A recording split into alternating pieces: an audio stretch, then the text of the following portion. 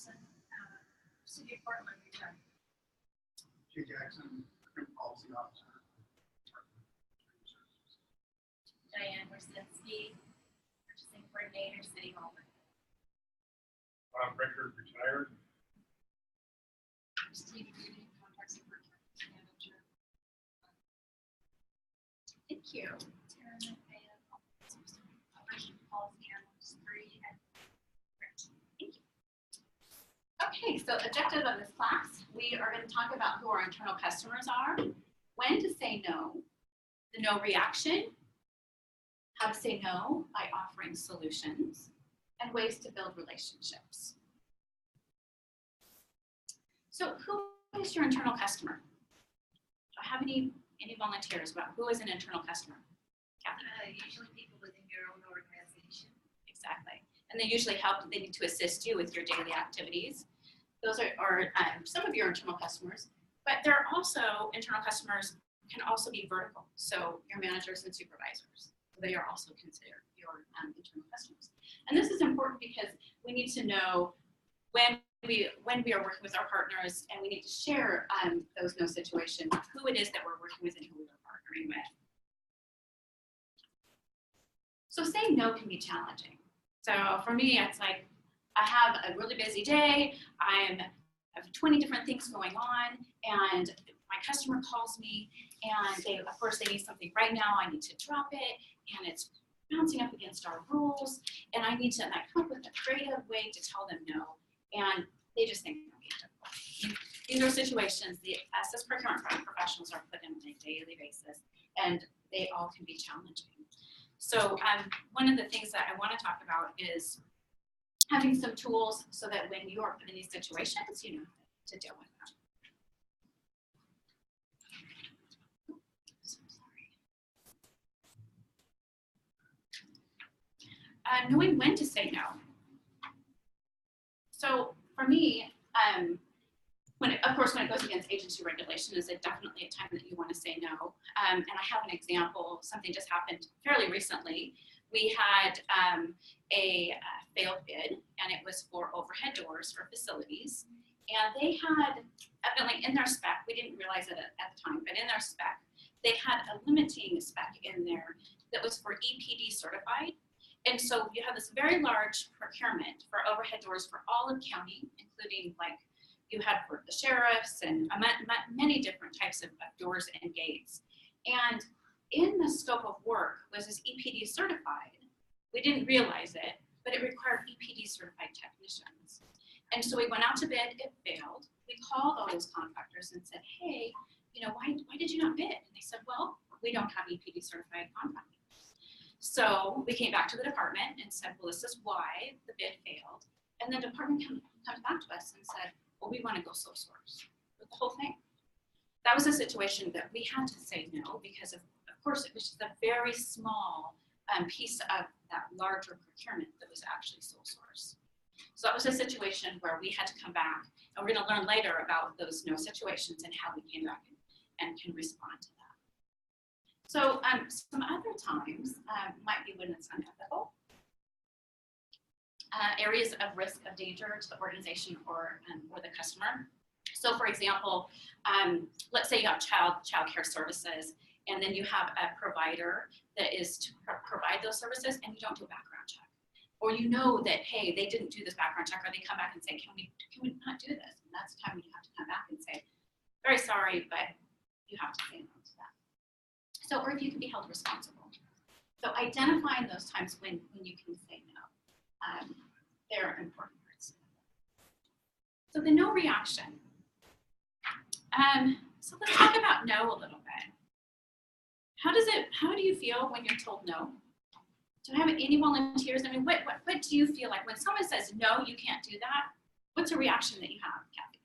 Oh, when I was trying to buy a paper broker, so I would buy sell paper for one. Cherry season had come on unexpectedly late, and they're big consumer of paper boxes. So I'm trying all over the West Coast trying to find paper and keep getting no. And then there's the box. That's a callback. Say the cherries are rotting. You need the paper here now, and you didn't trying to find any paper that would work to get box. And it's frustrating and yeah. And you kind of, I always feel like I'm somehow being subtly accused of trying to do something wrong. exactly. And so you get this, like, there's this rejection or you're getting a barrier, you're getting blocked. And it just brings up frustration and it can bring up inadequacies. And think about, like, have any of you applied for a job that you wanted really bad and you didn't get it? I mean, how did that feel? That no, it's tough. There's a lot of negative emotions that surround the word no. And so some of that is when we like, so I try and think about, well, what causes that and what is that, where does that come from? And think about in times when we were young and our parents, to keep us safe, had to tell us no. And they told us no over and over again, like, you know, as toddlers. I mean, think about a toddler. And you know, they are trying to put things in outlets and we're no, and they're trying to run out in the street and we're no, they're constantly getting a no from us. And how about times like when we were teenagers or something? How many times were you ever told no as a teenager? I know I was all the time.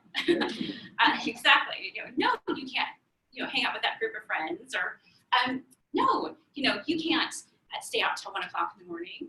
Or no, you can't be at that boy's house with no parents home. So there was times that we, as people, from many times all throughout our life, we were told no. And it wasn't done to harm us, it was done to help us. But nevertheless, you know, we reacted to those no's. And those no's over time have little triggers in us, little negative emotions that can come out when we're told no.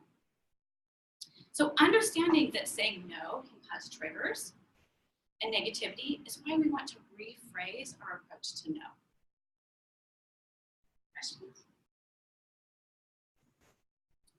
So how do our customers react when they're being told no? Like, what are some of the things that they say to us when we tell them no? Any suggestions? Have you had to tell your customers no at all as procurement people? Yeah. So for me, why or why not? exactly. So they're looking for some kind of rule or something like that. Exactly. We're just making an arbitrary decision. They're challenging. Exactly. They're like, what do you mean I can't do that? Or how about, but it's always been this way. How many of us have heard that? Or can't you just make this one exception? And this one, I've had this one before. I'm going to take this up with your supervisor, right? We've all heard that. Yeah. I can say no. Yes, and he says no. So, why do you think that they're reacting that way? Why do you think that they're frustrated? I kind of think that it has to do because we're taking away their ability to get their job done, right? And that this can cause a whole series of reactions that we can touch on some of our basic needs as people. And some of these that I'm going to talk about here in just a minute are just the reactions that, and they might go to the extreme, but we don't know what's going on inside of people when we have to tell them no and we get a negative reaction. But some of those can be like, what did I do wrong? And how will my boss react to this? What are my coworkers thinking of me? You know, when they are getting these no reactions, those are some of those little triggers. They don't maybe tell you that, but those are some of the things that could be going on inside of them. But the thing is that we don't, as procurement professionals, we aren't responsible to know, it's not our job to know what is triggering it. You know, as professionals, it's not for us to know, you know, what those details are, but just to know that they do exist and to be careful with how we're phrasing our messages and knowing that it could be something going on that's completely different than the reaction that you're getting. It could even be something that was going on with a family member or something else that's going on throughout that day that when you tell them no, it triggers that reaction. So knowing that that can happen helps us to be better prepared to give them something other than no when we have to deliver a no message. So avoiding the no situation all the time is what we're trying to get at. So how do we do that? How do we tell our customers no? So we know now that telling them no can trigger things, and as customer service people, it is not something, we don't want to go down that road. We want to find a different way to present them with our the no situation. So I just want to read through these and I'm going to go through them a little bit more in depth. But empathizing with the customer, this is a great approach to avoid that no situation. Acknowledging their problem, offer a solution, focus on what you can do, and maintain a positive attitude. So empathizing with the customer.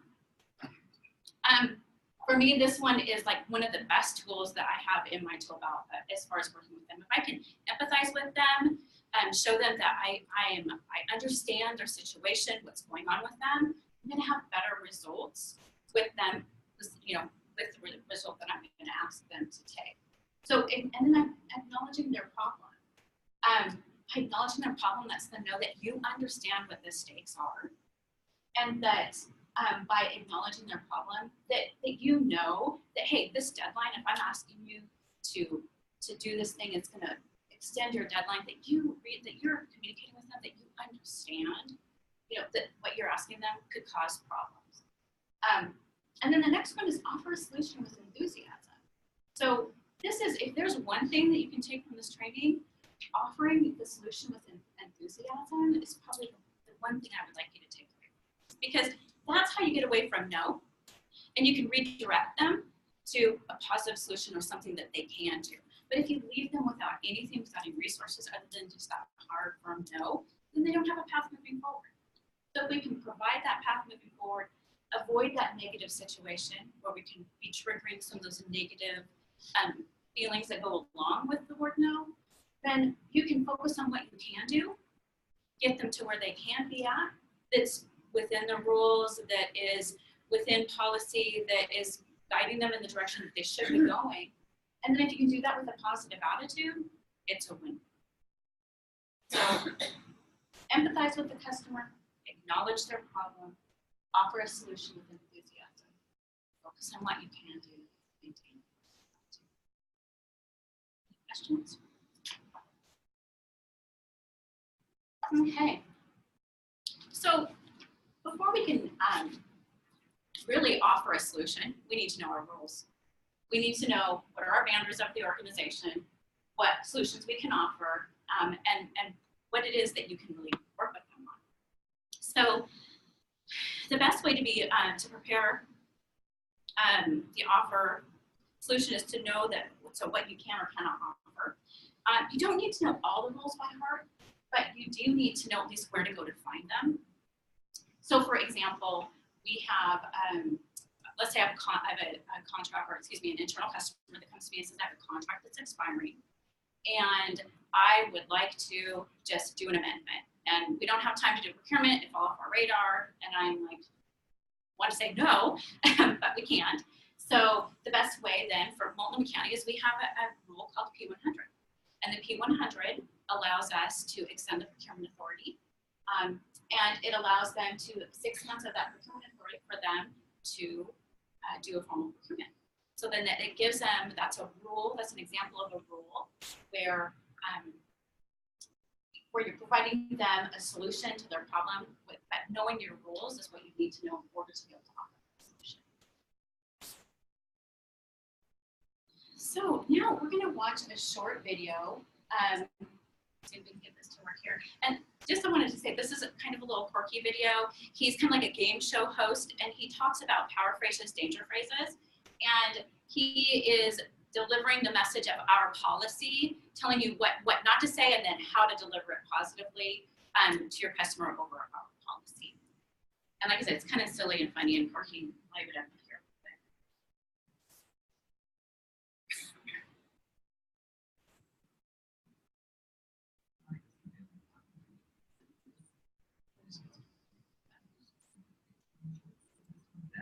Power phrases to help you communicate with power, tact, and finesse, as well as danger phrases to avoid all conflicts. This week's danger phrase: our policy. Danger phrases, power phrases. Say this, not that. With your host, April Carter. We've all heard people begin sentences with our policy, and we all know nothing good has ever come after it. There's a simple 2-step process that you can use when you have to tell somebody about a policy and you know that the message is not one that they want to hear. And the 2-step process is Step number 1, deliver the benefit statement first. Tell people what's in it for them. And you might be thinking there's nothing in it for them. It is your job as a savvy communicator to determine how this policy really benefits the person to whom you're explaining that policy. Step number 2 is to then actually state what the policy or rule is. And if you can do it without actually using the word policy, perfect. For example, say this: so we can ensure your security and protect your account. Unfortunately, we do have to ask these questions at the beginning of every conversation. Not, sir, it's our policy to ask these questions every time. Or say this: so that we can help keep our energy prices low for you and our other customers. Unfortunately, I can only extend the deadline once every 6 months. It's not, no, I can't extend the deadline again because you've already had one extension in the past 6 months, and our policy clearly states only one extension per 6-month period. Or say this: to help protect you from serious health hazards such as the Ebola flesh-eating virus, we do insist that you wear shoes. Not, no shoes, no shirt, no service. And one last note: as a polished practice professional, you will find that once you deliver a message using a system such as the one you just learned, the 2-step policy pattern, when people challenge you, as of course they will do when you tell them what the policy is, instead of engaging every single time, simply implement the broken record. You said it right the first time, just keep repeating exactly what you said every time, and the person to whom you're speaking will recognize that you are not a root, that you are a polished, savvy professional, and you'll find that it is not only easier to deliver these difficult messages, but you'll find that it is more effective as well. So again, this week's lesson, the 2-step policy pattern. Step number 1, give the benefit statement, give the WIFM, what's in it for me, to the customer. Tell them why the rule exists in the first place. Then, step number 2 is to actually deliver the rule or the policy. If you can avoid it, don't say the word policy. So thanks for joining me. This is Dan O'Connor, and this has been Say This, Not That. Danger phrases, power phrases, say this. All right, so silly little video, like I said, but it shows another technique in how to respond to our customers when you're in that situation of a small little policy and finding clever ways, and that's really the tool here, is finding clever ways to respond to our internal customers when we need to give them a no. So at this point in time, I've got a little exercise here. We're not going to do it, but we'll just kind of talk about it here for a minute. I'm going to pass these out.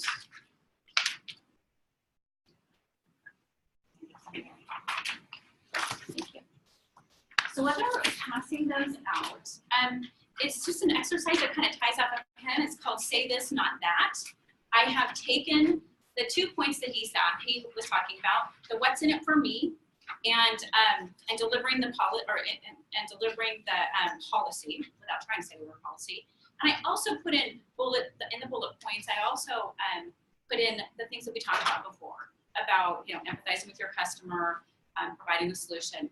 These are just tools for you. These are, and in no way am I asking you at any point in time to use all of these, but they are tools. So what you have here are 3 questions.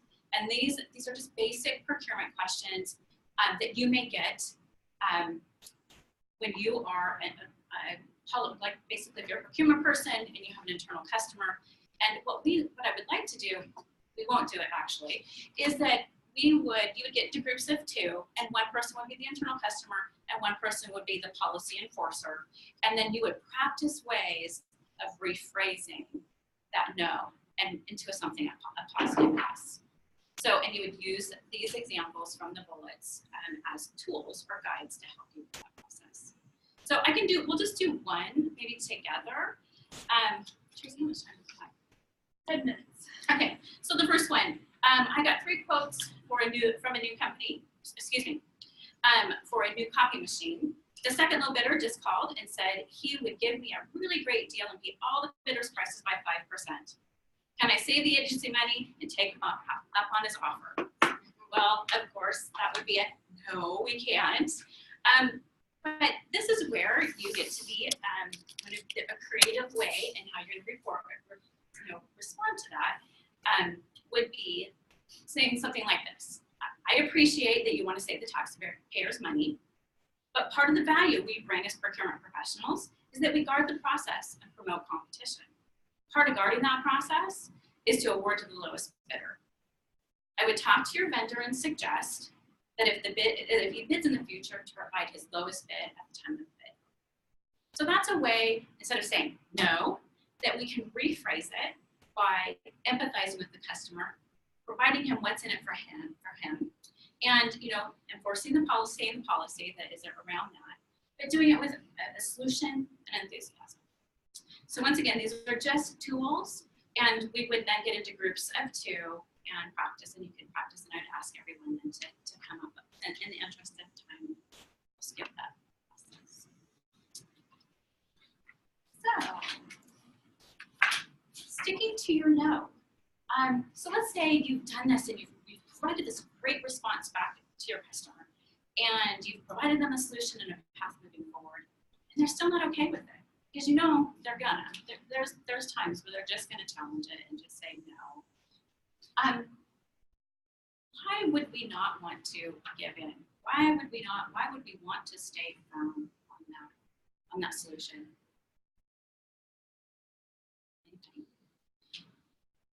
So you don't show weakness and inconsistent behavior?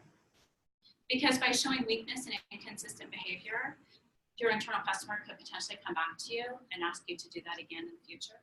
And if you don't stay firm to that, it shows that weakness, and they see that there's a vulnerability with you, and you're setting yourself back up for that again. So staying firm is really a benefit to you and to them, because you're keeping them on the right path, not allowing them to go down the road that they shouldn't be going down.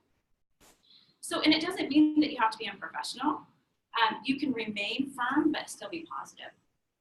So, like the guy said, the broken record, just keep repeating it over and over again. I'm sorry, but this is the solution, and this is what I would like to offer you, and this is what we can do. Just keep, even if you have to rephrase it, still stay with what you originally offered as a solution, and stay firm and imply that broken record, implement the broken record. So part of the ways that we can provide value to our internal customers is to offer resources. And by doing some of these things, when we get to a situation where we have a no, they're going to be more likely to hear from us.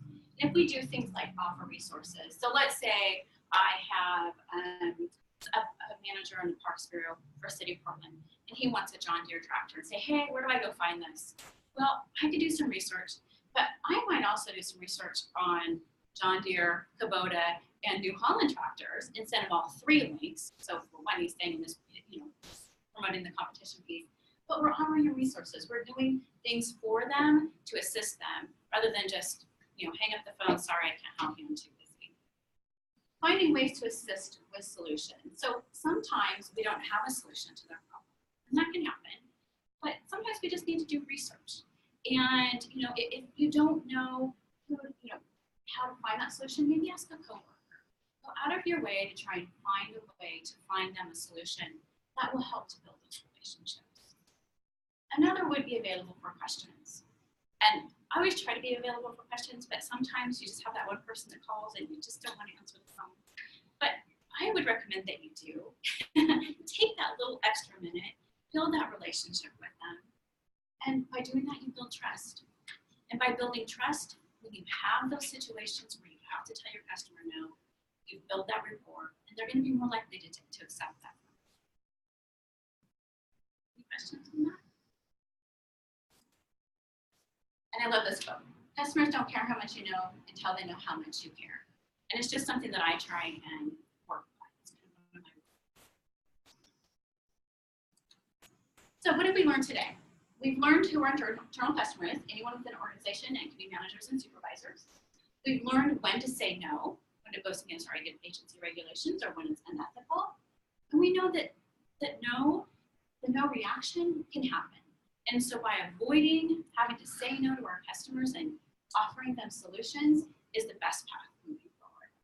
And then also build those relationships with your internal customers so that when you're in that situation, you have a win-win.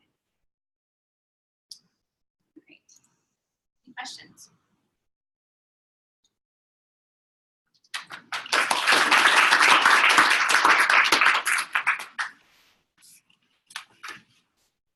Did a great job. Super nice. And this is one that you own. You're part of it. It's a part of you. And I think you presented